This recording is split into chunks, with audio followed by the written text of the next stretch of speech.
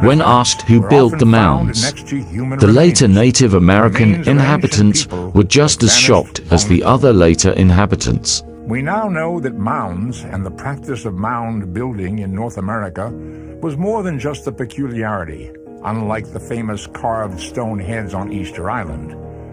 For over 2,000 years, ancient peoples left their marks throughout the eastern half of the country, referred to as the woodlands. Once the information was collected, it was found that there were hundreds of sites containing thousands of earthworks. Looking at this colossal undertaking in its entirety, it becomes clear that the labors of the North American mound builders were of such magnitude, it makes these structures one of the great accomplishments of early mankind.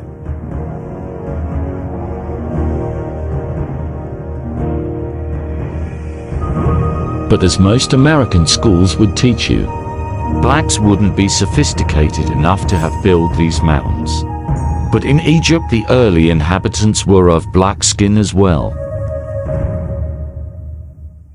The Europeans exploring America were understandably curious about the origin of these mounds and the treasures that might be found inside them.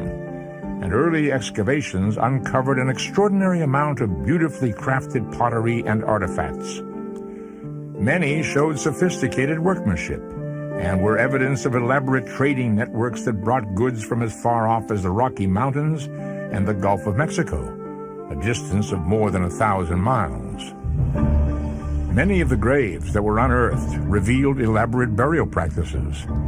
This all seemed too exotic to be indigenous to what people thought of as the New World. When confronted with the question of who built these earthen structures, later inhabitants of North America didn't accept that these finds were the work of ancestral Indians. The finds indicated a more sophisticated culture had once thrived there. Not only did the current lifestyle of the Indians seem unrelated, but the Indians themselves, when asked who was responsible for the mounds, didn't have an answer.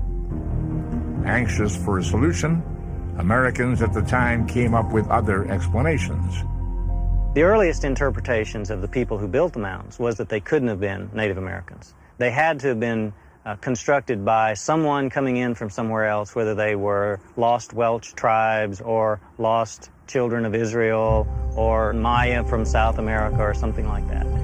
But in fact, they do appear to be, and there's no evidence to suggest that they're not, purely indigenous. The people who were living here at the time constructed them.